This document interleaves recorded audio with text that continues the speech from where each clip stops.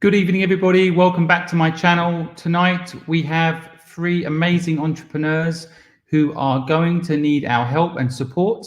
They have great ideas and they want to not only share their ideas with you, with me, and with Stephen, my entrepreneurial guest today, but hopefully together we'll be able to give them some advice, some support, some guidance, and maybe again with your help, the right introductions and support. So please stick around. We have some fantastic insights that I think you can all benefit from. As an entrepreneur myself, my whole life, I always find that sometimes I don't know what I don't know. So part of what we're trying to do today is get the questions asked and answered that you didn't even think to ask. So please stick around and help if you can. You know, our mission is to help 1 million people start a business of their own. And so we have helped 78 people so far. And hopefully with your help, with this platform's ever-growing scale, we can help even more people in the coming years. If anybody wants to get insights from the world's most successful entrepreneurs, I've just put up on screen the Good Luck Club podcast website. We just interviewed people like Nick Jenkins. He was a dragon on Dragon's Den in the UK for season 13 and season 14. He created a business called moonpig.com that recently went IPO. He is an incredible individual, a sole founder, fantastic story. You really should listen to his insights. And Dan Setter, he recently was also on the podcast sharing his insights about how he raised £1 million in 20 minutes on crowdfunding to build Heights, which is a brain food company. Absolutely incredible story. All insights from entrepreneurs that have been there and done it that you don't want to miss. And finally, if you want to come onto this platform and have your business problems or issues or needs addressed, then you can sign up via thepurposefulproject.com and get 15 minutes with experts like Stephen Martinet, who's joining us today. So Stephen, I'm going to bring up first just to say hello to everyone before we bring our first guest up, Lisa. Stephen, how you doing? Hey, Simon, thanks for having me on. Absolute honor. Thank you for giving time up to help some entrepreneurs this evening. Really appreciate it. Now, for my audience that don't know, just maybe quickly, if you don't mind, tell them what you're all about. Yeah, sure. Thank you. So my name's Stephen, and I'm delighted to be with you all today. And hopefully I can help out some kind of budding entrepreneurs over the next hour. So I'm a kind of reformed banker turned entrepreneur turned head of business and entrepreneurship at one of the leading schools in the UK. I started a company called Util about 5 years ago, which provides sustainability analytics to asset managers and investors. It's not quite as boring as that. But now I support young entrepreneurs from the age of 16 to 18 as they are starting to develop that entrepreneurial mindset and starting to think about problems and starting to analyze markets in a creative way. So any help I can be, can't wait. Thank you so much, Stephen. Well, let's bring up our first entrepreneur, Lisa. Welcome. How are you this evening? Hello, I'm fine, thank you. And I feel very flattered that I've been included in a much younger age group than I normally occupy. That's just what Stephen does during the day. We are age agnostic on this platform. So right. Any age. Well, and you look young to me, so. Thank you. Yeah, I'm Lisa Bentham. I'm an English teacher, and normally an English teacher in a classroom, and most recently, over a year ago, in China, but the pandemic has changed my life, really. And so I find myself near the end of my career, but trying to set up a business with an online IELTS course. That's the International English examination people take to get into English-speaking universities or to get through immigration, you know, for New Zealand, Australia, UK, and so on. And I'm really excited about it, but also daunted, because as a teacher, you're, you know, supposed to know everything, which I've never claimed to do. But I've created a course. I've set my profile up, you know, business profile on social media. So I'm beginning to get a following, but I'm aware there are lots of gurus and wise people out there, but maybe all trying to tell me, you know, I need to buy something from them. I need to take a course myself. I need to do X, Y, and Z. I suppose I'd like some clarity on where to go next. Do I pay for advertising? Do I just focus on organic growth? I'm very much at the early stages, but I do have a course, so I have a product. But trying to really gain an audience and a following or place myself in the right place is a bit of a challenge at the moment. And what is the business you are thinking of launching?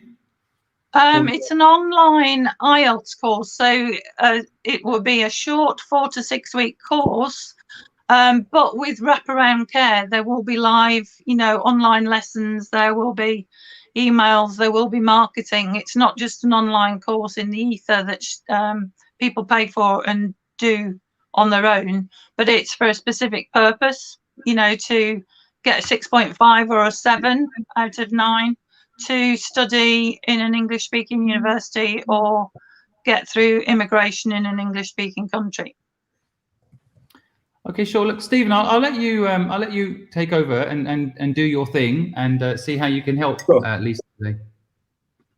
Well, fantastic. Well, I mean, it sounds like a really interesting idea.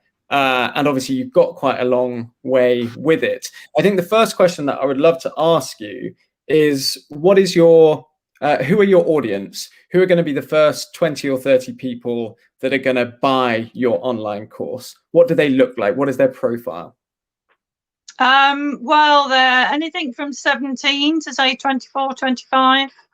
The majority will be the more academic who are hoping to study either a bachelor's degree or a master's degree.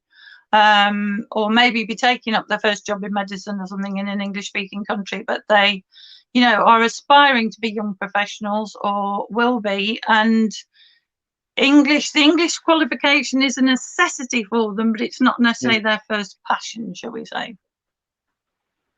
Okay, that makes sense. And what do they do at the moment in order to pass this IELTS course? Well, that's another issue. There is quite a crowded market out there, but they may do a lot of self-study. They may get a one-to-one teacher, or they may join a class. I was talking to somebody from Pakistan who wanted to join a class, but they're sold as 3 months courses and she couldn't afford that. So I'm trying to keep the course short, affordable. I've got 2 tiers at the moment, and a mixture really of the self-study, so that the students can manage their own learning, but they're assured they actually get mentoring and tutoring. I mean, it's called the tutor group, so that they have a tutor and they will also have the chance to interact with other people, share their experiences and help other students along. Fantastic. And so this course is designed, and correct me if I'm wrong, please do jump in if I'm getting this wrong. This course is designed to take a little bit of, to replace people doing it themselves at home, or people doing it in a kind of classroom environment in the city. I've focused on the writing as well, because the writing and the speaking tend to be the biggest challenges, and right across the world and across all levels, the writing gets the lowest marks. Even if they're good marks, there may be a band lower than the reading and the listening. So I've tried to focus on the area where students will find the most difficulty. And so they can study a course that's been designed specifically to deal with the biggest challenges, which they can do at their own pace, but they will also be assured of having a tutor, that's me at the moment, on hand, and plenty of feedback.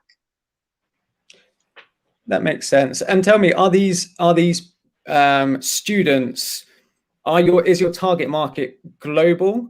Are you focusing on a particular region? Are you focusing on kind of China or, South Asia or something like that? I'd love to focus on China, because that's where I've done my most recent teaching and had my most recent students tearing their hair out about IELTS. But I'm not sure how to market to China, because, of course, Facebook and Instagram and all the rest of it aren't there unless you've got VPN. And interestingly, on my Facebook business page, my biggest audience is Egypt. I need to explore that a bit further, but that's really surprised me, actually, because you know, China's close to my heart anyway, because that's where my students were, but I know there's a massive market there. Yeah, absolutely. And and a huge market for something like this. Teaching at a school myself, I know that there's a relatively strong distribution between pupils wanting to study over in schools like Charterhouse. So I know exactly where the market's at. Just in terms of your course, just so I can get this clear, what would you say are your kind of 1 or 2 unique things about the course relative to other offerings out there? How would you summarize your USP were? I know I've had this from another teacher as well. Many of the courses maybe try to give a fully comprehensive English course, and obviously that's creditable, you know, to go through all the grammar and all the different aspects of English. But I know from my own Chinese students back in Changzhou, you know, all they want to do is pass that exam. All the different tenses and all the rest of it are things they can learn later. What they need to know is how to pass the exam to the best level that they can now. And there obviously is a way that you can use the knowledge of the test to ensure that students can really show their best within the tight framework of that test. And the more detailed grammatical, you know, structures and range of the English language can be dealt with later, or learned as they interact, you know, with real English speakers. So I've tried to keep it very short. Some of the other courses out there, you know, are 70 hours of video and things like that. Now, you do need about 100 hours of study or practice to increase the band, but that doesn't have to be 100 hours of one-to-one teaching or video lessons. So I've tried to make it a fast-track course, but obviously without promising miracles. You know, learning a language still takes effort. Yeah. So just from, you know, just from chatting to you for a few minutes, I think there's a couple of things that might be good next steps. And Simon, you know, please do jump in here as well. So I think, you know, firstly, 2 quite fundamental things, which I think you're pretty much there. You know, define what is unique to you relative to your competitors in a succinct and marketable way. We do it online, we do it at a lower cost, and we focus on writing. You know, that might be your pitch. But just, you know, let's make that very clear. And then it seems like you're kind of shooting for an incredibly large target market. And from what I understand, at the moment, it's just yourself working on this, which can seem incredibly daunting. So if you've got a passion for and a heart for China, you know, let's limit it to, you know, whether it's the whole country or whether it's just certain cities. You know, let's get a little bit more focused in terms of where we are going to get those pupils and those students from, because otherwise it becomes a little bit unmanageable, and you get interest from Egypt and Pakistan, and you don't really know, you're not really that focused. And then once you decide upon that area or that region, what I would do is I would look at how organizations that are not dissimilar to the one that you're setting up, you know, UK schools, UK universities, UK summer schools, how they get their Chinese students, because they get plenty of Chinese students. And they often, as you well know, and they often market through agents. You know, is there a friendly conversation that you could have with an agent where, you know, they work maybe on a commission basis, so you're not having to put out money up front? I totally agree with your wariness about, you know, about putting money out up front before you start getting money in. So, you know, what is it that the summer schools in the UK do to attract their Chinese residents or their Chinese students, and how can you have conversations with agents, marketers, etc., but crucially without putting out any upfront cost, and maybe, you know, seeing if there's a way that you can work on a commission basis. That would be my start of, because that's not something I'd considered. In that, you're right. You know, China in itself is a massive market, and it's how to get quite attention. Really. Yeah. So thank you for that. I will just jump in. The purpose of these calls is really we only have a short amount of time together, so just to get an idea of what you're doing and see if there's any quick wins. So I will just add to what Stephen said. I mean, I think Hong Kong still is a really good location as far as jump from Hong Kong. People often, certainly the wealthier families, have a good strong link from Hong Kong to Europe. So in other words, for example, there's a lot of schools that are set up in Hong Kong that kind of use that school in Hong Kong as a way of getting kids from China. And so I don't know if you know the Hong Kong market very well. No, although my school organisation has opened a school there. Exactly. There's a reason for it. Because Hong Kong is a good, it's kind of the one country, two systems. So it's having some issues now, but the bottom line is a lot of kids come through Hong Kong, and a lot of kids see Hong Kong as the way to get educated, but into the Western way of thinking, right? Because it's got right. Okay. So anyway, I would suggest that you Google. There's a lot of companies in Hong Kong that help students get into schools in Europe. Maybe you can partner up with them and as you say, create some sort of affiliate deal. I would say you could get some PR in Hong Kong, or wouldn't be a bad idea if you were able to offer. If you could create a case study. I don't know if you've got any case studies of people you've helped. No, but well, my son has, I suppose, because this is where I've sort of developed something that was very much part-time for him. And so, yes, you know, we have some that have gone through the system, but I've developed it with, I suppose, a more focused educational approach on the big course rather than the one-to-one. Right. But again, maybe if you can talk, if you've got your school set up in Hong Kong, maybe you've got a friend on the ground there that can help you understand that market a little bit. But I think getting a case study built up around, you know, a proof point of what you're doing and using that case study as a way of proving what you can do. I think referrals are always so powerful. Again, I don't know if you've got people that have gone through the program that could refer you to other people, but I think a referral network can be really very, very impactful.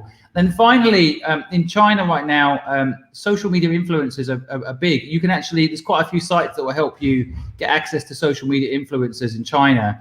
But if you can, oh really? Right. Again, I think if you can get a social media influencer to be a part of what you're doing, if you want China on board, I think you're going to need a partner. And you can't, you know, frankly, if you can get the China market on board, the business is so huge. It's worth, you know, working with someone and maybe even looking at some sort of equity partnership. But I know someone called Sarah Jane Ho, who is a big influencer there. She's interviewed Gwyneth Paltrow, and she's helped Gwyneth Paltrow get her products into China, and she's an awesome individual. I'm happy to introduce you, but I probably just need a little bit more credibility on the deck and what you're doing. But no, people like that, if you Google her, you'll see who she is. Are the people that I think can get you and what you're offering in front of the right people.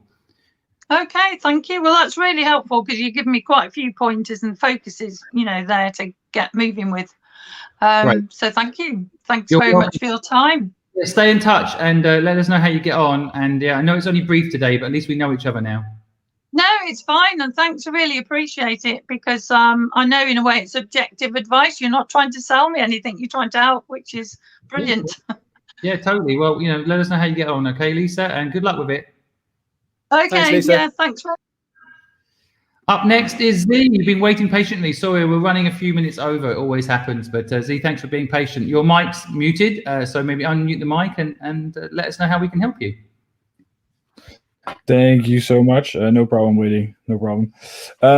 So I am about to launch my MVP to the market. I run a company called Allergen Club. It builds nutritional software for users and dietitians. So we kind of have a hybrid B2B, B2C model. And my question is about, at the core, branding, because that's not something I'm very strong at. So any branding tips that you have in the specific time frame of launching your MVP would be greatly appreciated. Well, I'll quickly jump in first, Stephen.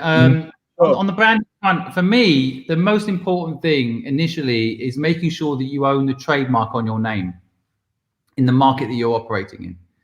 So it's overlooked in the glory of making something look beautiful and creating something that looks like a Google logo, something iconic. But I think that a lot of people overlook nowadays. Like, for example, I started a business called Foodie. No, I didn't start a business called Foodie. I invested in a business called Foodie, and it grew, did really well. And then someone came out in the woodwork and said they owned the trademark to the word Foodie.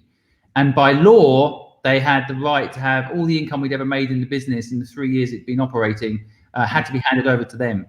And we got into a big legal issue with it. Anyway, long story short, now, you've got the company registration, which is fine. You've got the URL, which is fine. But make sure you've got the brand name trademarked. And I mean, that's overlooked by so many people.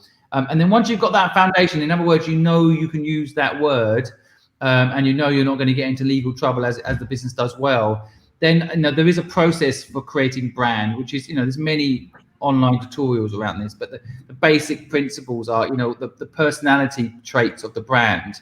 So, even in my business, the personality traits are words, right? Authentic, genuine, open, collaboration, these words that kind of eventually describe your brand. Have you gone through that exercise or done those two things? Not in that great of a detail to really get words associated with the brand. I did, of course, try to look online at like good online resources, but there's so much information out there that you can't really weed through what's good, what's bad. Does it work for me? It's all really general. I understand. I mean, if you go look at David Ogilvy, some of the stuff that he's written about branding, it's pretty awesome. I think, bottom line is, the best way to describe branding, keep it simple, is imagine it's a person, right? And imagine, you are a person, right? You know all your traits, your strengths, your weaknesses, what you like, what you don't like, your moral code. A brand is really a person. You've really got to create almost a physical version of the brand, and that's the best way, I think, to keep brand simple. Is just look at it like a person, and Right. Who does it want to hang out with? Who does it want to work with? Who does it not want to work with? What are its core skills as a person? Even down to like what clothes does it wear? You can get that kind of silly with it, but really kind of going as deep as you can. Stephen, I don't know if you want to jump in with any of your views around brand. Sure. No, I think that was all really, obviously it was great advice. I think just in terms of trademarks, it's great. It's great advice. You can go online and do a trademark check. You can register a trademark yourself. You might want to have a chat with an intellectual property lawyer at some point. And if you do, I can put you in touch with some really, really good ones. We've used them a lot. Just maybe as you go a little bit further forward, or you're having some questions around your trademark, where to register it, whether it's in the EU or whether it's worldwide, gets a little bit trickier. So all of that stuff, I'm very happy to provide you with some information. I think with regards to brand, the way we did it, in terms of going from MVP into launch product, we we kept it super simple and incredibly authentic during the MVP stage. We didn't try to, put too many bells and whistles on it. The most important thing for us was that the product worked and delivered value. It can't look, you don't want it looking, atrocious, but now's not the time to be spending money on the brand. Now's the time to be getting out, getting fast feedback, being authentic, connecting with your customers. What we also did quite early on was we looked up a bunch of brand agencies and just gave them a call and said, hey, this is us. This is what we're thinking of doing. How would you go about it? And, half an hour conversation, which they would usually take because they see you as a future client. Half an hour of conversation with them can give you some really pointers. Maybe they'll say the first and most important thing you need to do is you need to work out your persona, as Simon said. And here are the 4 things that you might need to do to think about it. And suddenly you're getting an expert, getting you're developing a relationship. You raise money, you might pay them a bunch of money to do your branding in future years. So hopefully that helps. Yeah, I just want to echo what Stephen said there, by the way. I think it's a really good point. I mean, I'm married to a brand designer. So I'm married to a graphic designer, which is also really helpful. Say again. I'm married to a graphic designer, which is also very helpful. Yes, exactly. Yeah. So, but the problem is that she doesn't like me putting out anything that doesn't look amazing. But sometimes, I think what Stephen just said is quite right. You've got to make sure the product is good. The brand is important, and it depends on what your final business is. I mean, trust is very important in most businesses these days. And if your brand looks like it's been done on Word, then people are going to be a little bit nervous just naturally. So I think if you've got a graphic design, sometimes just creating something that looks good is a good start. I mean, if you look at Amazon.com at the beginning, with Jeff Bezos in the background with his banner on the wall, it really is quite awful. But as the business model works and people are getting their books, you can spend time on this over time. Just don't tell our graphic design. And it's something that can change through time as well. I literally just got an email from TransferWise saying that they're changing their name. So this is, this is something that goes through stages and goes through iterations. So the worst thing you can do is get so het up on making it perfect now, because you're going to change it 4 or 5 times, I'm sure. I didn't know that, Stephen. Maybe they got into some lawsuit or something. I didn't even know that. Yeah, well, it's now just called Wise. So who knows? I'm not sure that's as good. Is that wise to have done that? Okay. No problem. I'm here all night. Yeah. Good. See, anything else? I think branding questions always kind of top line, but is there anything else we can help you with? So no, I think that for me that was really it, because that's the thing that was really kind of like lacking in the team that I have. And the other thing is, we briefly touched on it in your last webinar, which was TikTok. And I asked that question at the end about somebody that's not naturally in front of a camera and doesn't really like doing it. How would I go about TikTok? And I'm trying to get some. I want to do some things that are like not with my face in the shot. And I know you have a TikTok webinar tomorrow. Yeah, I will be at. But do you have any maybe quick ideas of how nutrition information, cooking can be transferred? Can be done on TikTok without showing my face? Yeah, I mean, I think TikTok. I mean, food is just so easy to do stuff around. Again, if I was looking at your business and doing TikTok, I'd literally kind of just show the food and what's in. No, the ingredient side is a big part of your business, right? So what's inside nutritional information and ingredients. Yeah. So I would literally, you can do some amazing things. So think about the most viral stuff in recent years has been like Mentos dropped into a Coca-Cola bottle, right? Yeah. And that's incredible, and that goes viral, and nobody's facing that. And I think if you can do that with food, if you can kind of show what's in ingredients, I think people don't know what's in food. So if you can do something extreme, like separate the food and the coloring. I've seen this done with Coca-Cola, where again you drop a coin in and the coin kind of almost disintegrates, right? But anyway, without coming up with ways to show what's in the food that's extreme, that would be very popular on TikTok. Okay. In fact, I think you're showing your face will put people off. Yeah. But yeah, I mean, there's just so many ways. I mean, there's quite a lot of people doing cool stuff. There's one I was just looking at, and they're selling sweets like the Woolworths Pick and Mix. For any of my US viewers will not know what I'm talking about, but the Pick and Mix model, which is basically you go to get one sweet here and one sweet there, and you put it in a bag, right? They're doing a really good job of just like showing that process of picking the sweets and then putting them in a bag and then putting them in a box and then putting the label on the box and shipping it. And that's just so popular.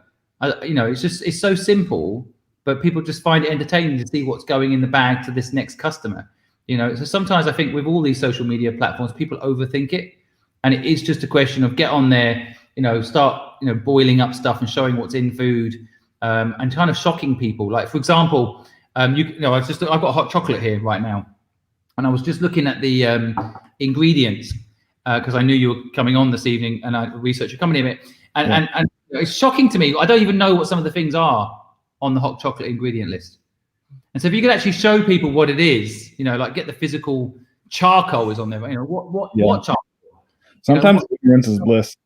But ignorance is bliss, but that could be your shock factor. Or like, oh my gosh, you take a Mars bar and show what's in it. I mean, I actually have no idea what's in a Mars bar. Break down the ingredients. Like what's actually in this thing. Anyway, just my. I'll give it a shot and see if it lands. Yeah, some of our listeners have started to give their opinion on TransferWise now. Look, just for interest sake, they've grown their original business outside of the original model. That's why. All right. There I'm we sure. There we go. I knew someone in the internet would know all the answers. But, and so, some people are contributing to some points here, which is Instagram is a massive place for nutritional information and products. So Gemma Lee, thank you for that. Yeah, Instagram, she's saying, is a really good place for nutritional information and products. Have you got an Instagram account going? Yes, we do. It's also next to, also it's now like our most engaging social media account. So we get most comments there. And when I notice on TikTok, if I post a video, of course it gets a little bit more views. But like comment wise and engaging with actual potential customers, I noticed that Instagram is doing a little bit better. Well, yeah, beetles inside food coloring is rough. Yeah, that's what I mean. You show the Beatles that are inside, and I think it's not the band, right? It's not no, the band. there's Paul McCartney's in the food. And M&M food coloring, for example. Oh yeah, I mean, yeah. Yeah, I just found out the other day, and someone did this. All M&Ms basically taste the same. Yes. You think they're different because you've got a different color, but of course they're all the same. So kind of my brain didn't register that they're all the same. You know? Yeah, they get the aroma and the coloring makes your brain think they taste differently. Yeah, again, I could run your TikTok channel for you if only I had nothing else to do. Yeah, but yeah, you and then I'll do me. Thank you. All right, mate. Great to hear from you again. And yeah, see you tomorrow. Yeah, we got Mark Tilbury on tomorrow. He's I do. I know who he is. TikTok. So I brought him on because I'm always giving it the big one about how good I am on TikTok, and then I brought someone that actually knows what they're doing on for real. I mean, you're number one and number two, so. Yeah. Well, he's number one, so it's always good to have the number one there. But hopefully tomorrow we can give you some more to it. Great. All right. See you soon, Z. Okay. Last but not least, Nadine. Hello. Yeah, I'm here. Hi there. I think I heard a cat in the background. So welcome, cat. That was my cat. Sorry, Simon. Steven's cat. Oh, even better. Even better. But Nadine, how can we help you this evening? How are you? Hello there. Massive thanks that you are having me here. And I'd like to pitch my project. So can I start? Please go ahead. Yeah, we're listening. Okay. So I'm a co-founder of an agri-tech project. So maybe there is a little bit complexity that we have a hardware part and a software part as well. So CropFleet is an agri-tech project that provides fast farming as a service tool. It's an IoT solution that is represented by CropSprain drone technology with an innovative battery control board, a robotic system, a RTK mission drone, which collects data from demarcation of fields and subsequent analysis. So what problem do we solve? Actually, there are three problems: human factor, ecological, and processing capacity. So as all we know, not a lot of young people are willing to work in the field. So our solution is, as I mentioned before, it's the IoT solution with a track, sprayer drones, RTK mission drone, innovative battery, and robotic system. So it means that a farmer or a contractor can take a trailer to the field and work only by operating those drones. Our business model is direct sales and tech support fee. So tech support fee means that a farmer or a contractor pays $1 per each hectare, per each sprayed hectare. So we earn from every hectare. And also, instead of this fee, we provide a battery, a new battery. Why our battery is better? So actually, inside is a special board, control board, that allows this battery to have 7 times more charging cycles. For instance, Chinese battery Chinese battery possesses 600 charging cycles, and we will provide 4,000 charging cycles. So, what do we looking for? We are looking for a partnership or investments or advisors to help us to extend this business into European countries and the American market. So if you can help, or if you know someone in agriculture or in drone technology, so it will help us to scale up. Okay, I think I got it. I'm not. I don't 100% grasp what you described. Stephen, was it hard to grasp, or was it just me? Did you get it? Yeah, it was a little bit hard to grasp. I think I got a little bit confused, Nadine, as soon as you said that you're solving 3 problems. So I'd just like to know. I understand that it's an IoT device that farmers can operate, and understand your business, your kind of revenue model. But what is that big thing that you're trying to solve? What's the one problem? The global problem is that right now people in the field, they use a tractor and one more machine that that bring the water, like that carry the water, and the tractor is spraying. So actually you need 2 people to work in the field.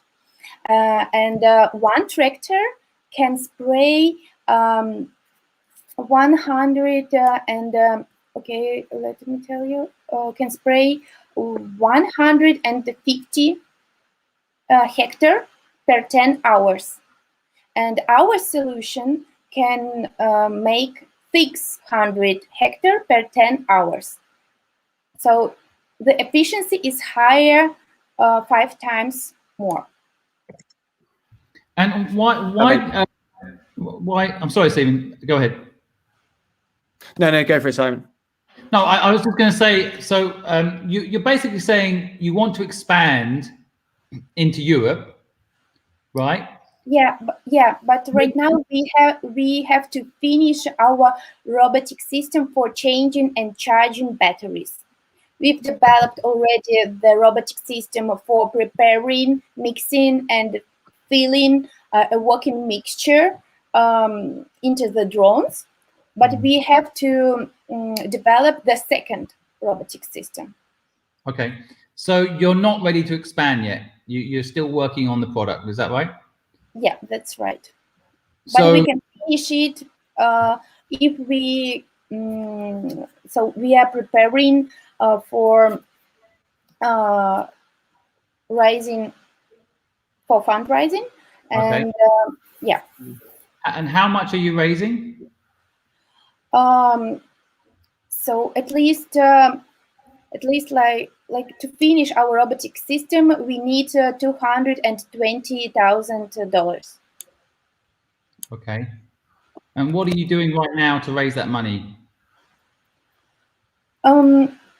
Actually, we have one investor in our pool that is ready to get in, but it's not enough. So it's just a minimal check, like $50,000. So we need more, and yeah, we are pitching and asking our other farmers and agricultural entities, trying to involve them into our project. Okay. Actually, we've already sold out 2 like pre-sold out to two solutions. So we've got some money, but yeah, it's also not enough. Nadine, very quickly, who developed the technology? Where was it developed? Was it developed out of a university or? Okay, I tell you, I'm the only woman in this project. There are other 7 guys, engineers and software developers, robotic system engineers, and 1 scientist.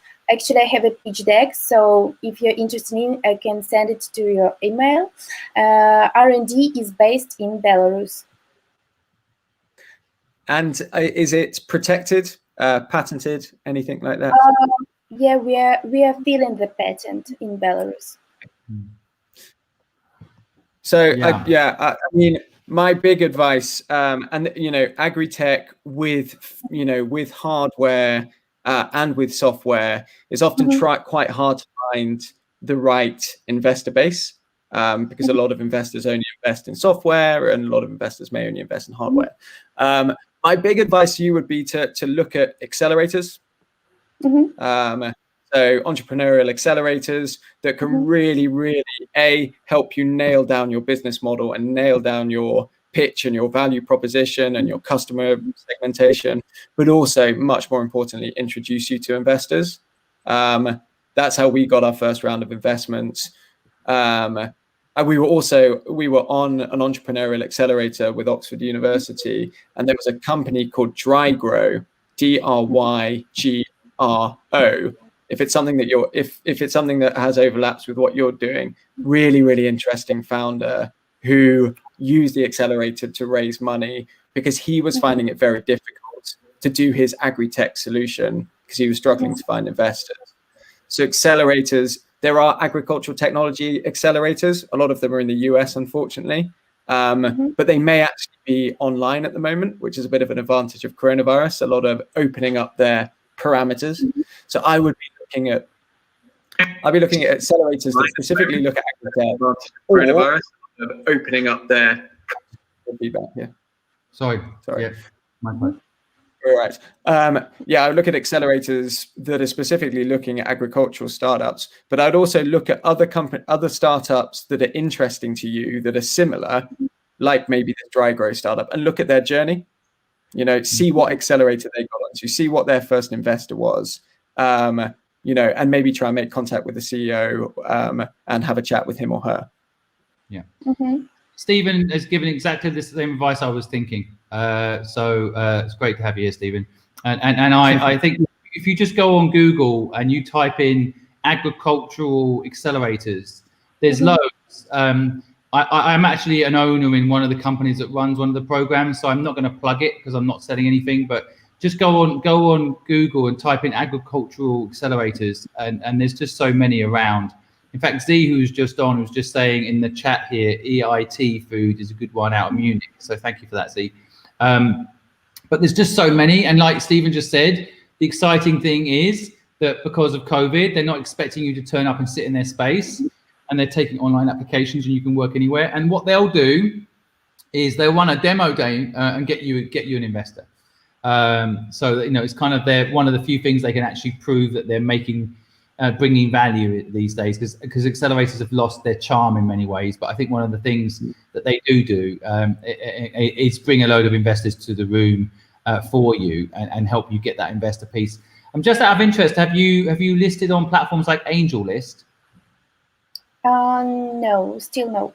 Yeah, go on that platform. Again, I'm an investor in their fund, so there's many out there, including them, platform-wise that can help you. But that one I know well because I've been involved in it. But basically, on there's a lot of syndicates, and agricultural stuff is actually pretty hot right under the surface, because there's all this concern about the type of foods we're eating, and the type of foods in the food chain system, and sustainability is such a big thing. So I think you're going to fall quite nicely in the sustainability category, which is going to it's going to appeal to you're saving time and money within agriculture, which is a big deal from a carbon footprint perspective, right? So So go and have a look at those syndicates, and you'll see that they're you could potentially, if you list it on AngelList, which is free, and then tap up those syndicates, you might be a prime candidate. I think I'd have to know more.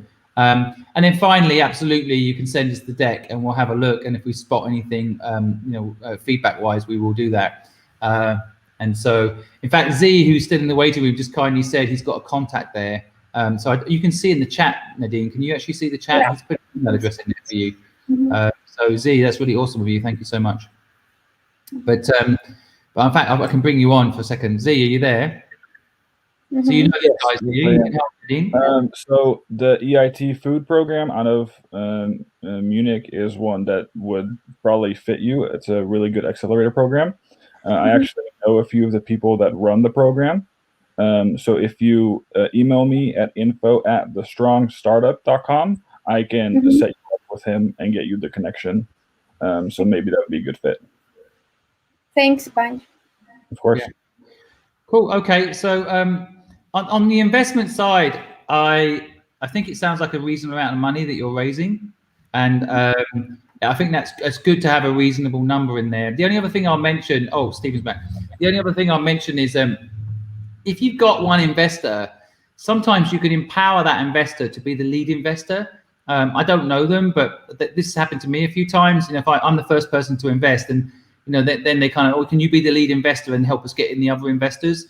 Just worth asking. If they already have bought into you, they're willing to put some money in, then they're sold, right? Now maybe you can incentivize them to go get the other investors for you. Just an idea to save you. And raising money is a pain. So if you can get someone else to do it for you, it's always a good idea. But of course, in the end, you're going to have to be involved in it because it's going to be about you, the team, and the product. Again, what Stephen said, I just want to reiterate what Stephen said is so right. You might want to make sure you've got some protection on the product locked down in the markets that you want to operate in, because a lot of the law isn't where you registered it now. If you're going to operate, for example, in Europe, you might want to just check EU regulations and on the patents and stuff, just to make sure. Just give yourself that extra layer of protection, which frankly, no, I'm not a big fan of too much protection. I think execution is key. But when it comes to investors wanting to know that there's some economic moat, having that in place will help you raise the money a little easier, I think. Anything else to ask us before we go? Or Stephen, Z, do you want to add anything before we go? Nothing from me. Despite accelerators, so what's your advice? How to raise money? How to do this campaign? But what, getting into an accelerator, you mean? If despite of accelerators, like I mean, again, things like AngelList, go to your existing investor, see if he's got a network. I do think angel networks. I mean, 220 is not small money. I don't want to belittle the amount of money. I mean, I left home with nothing. It's a lot of money as far as I'm concerned. But equally in the investment world, I think for what you're doing, it doesn't sound like a large amount of money. So I think you could get it from one person actually. But you've got to go find the right people. So again, if you go on AngelList and go out to syndicates, you can actually go look at agricultural businesses similar to yours and then see who's invested in them. They're often listed on the site. So you can, then you click through and you'll see, and then you can go on LinkedIn and reach out to them, right? The other thing you could probably think about doing, and it sounds silly, but I've actually had some surprising success about this, is just post on social media that you're looking for an investor.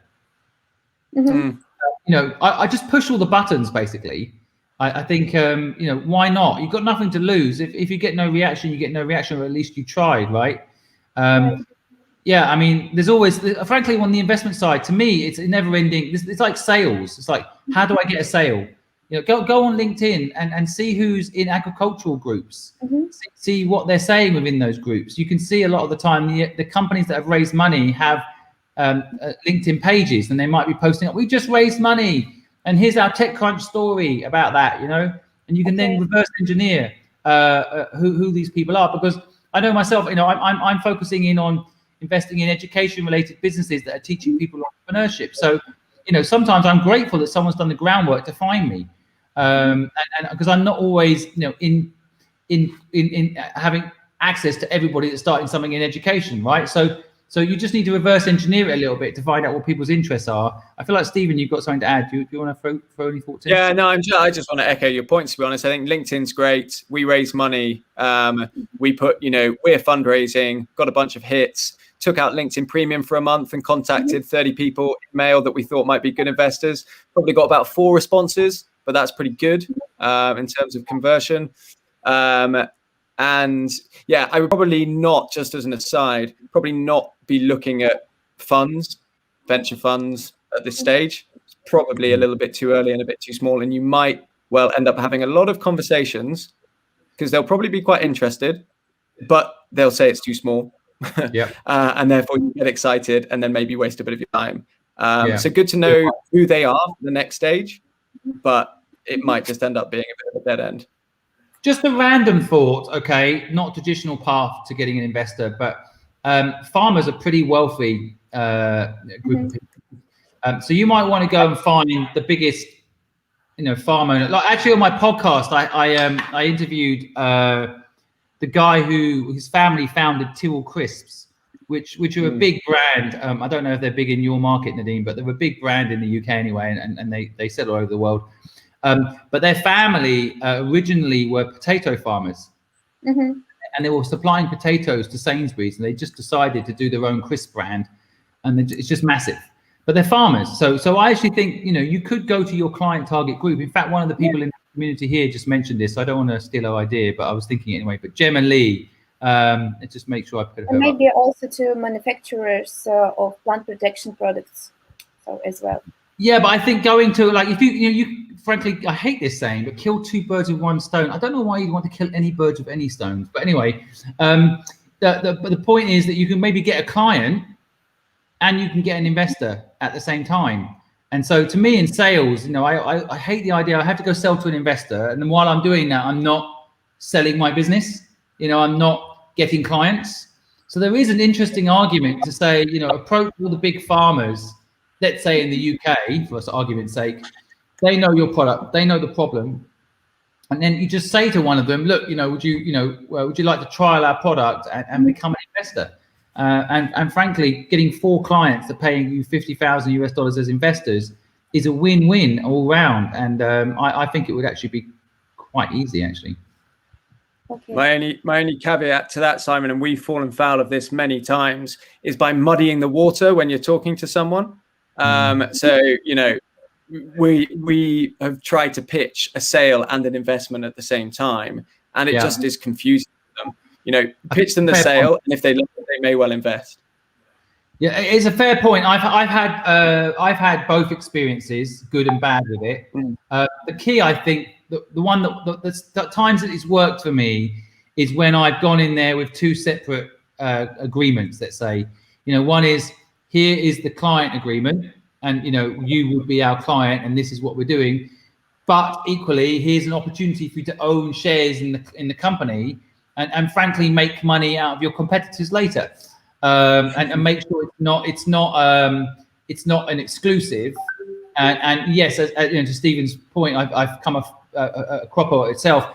Make sure there are 2 separate agreements, but they are actually a very good group to get on board, I think, if you can, because they're going to give you honest feedback. They're going to try and help you. They're going to know the industry. They're going to know the other people that could be your clients, and it's worth a try. And frankly, someone should be potentially selling in what you're offering to those people anyway, because farmers are not easy people to break in with. They get very habit-driven people, right? So, the sales cycle must be quite long, I'm guessing, on what you do. So starting to sell in now to a bunch of farmers can't do any harm. And if it could actually be a way of converting them. If you say, look, it's not just that you're paying us for this service and we're going to save you money, but would you like to become a shareholder in this company? It could be a way of closing the deal if you do it right. Yeah. Okay. Thank you. Thank you so much. There is not a problem to sell. There is a problem to raise money right now to finish this robotic system, because farmers, they usually say, okay, show me your product, and then, okay, I will buy it. So that's the point. That still we need to finish. There's a new generation of farmers, by the way. I mean, I'm just thinking again about the person I just interviewed, the billionaire family of the Tyrrell Crisps group, and they're a new generation and they are pretty savvy. If you give them a clear business plan and you show them the potential of the product, you know, they're not always. I mean, if you want them to sign up a service agreement, of course, they probably see the product. I would. I don't want to sign a service agreement without any case studies or without any proof of concept. But I think, you know, on the investment side, it is a different part of the brain, and it is about potential, right? So if they know the problem, they know the problem exists. They know it better than any of us here, the problem you described. So if they see it as a solution, then I think there's an opportunity there. But anyway, it's just ideas, you know. It doesn't mean that any of these ideas are right. You know your business and what you've got to do, but hopefully you found it useful at least. Okay. Thank you All for your. Thank you, Pleasure. Nadine. Thank you, Nadine. Yep. All right. Well, thank you, Z. Thank you, Nadine. Stephen, a big thank you to you for joining and helping out this evening. Short and sweet, as they say. An hour went quickly, but it was a pleasure to connect with you all. And thanks so much for coming on this evening and sharing your insights and what you're up to. Thanks, I'll Simon. see you soon. Have a nice evening. Have a nice evening. Bye-bye. Bye. That's it, folks. And if you found this broadcast useful, please feel free to share it. If you know anyone out there that is asking similar questions about how to raise money, for example, or what they should do to get their brand right, if you think anything that we've actually discussed this evening could be useful to someone you know, feel free to share the broadcast. If you have any questions that weren't answered in tonight's broadcast, feel free to comment below. We always reply to comments and get back to you with answers. In addition, if you would like to come on the platform and get some help from brilliant people like Stephen, then feel free to go to thepurposefulproject.com and sign up and get your 15 minutes of help. Thank you again for joining, and I'll see you tomorrow again for our broadcast. See you then.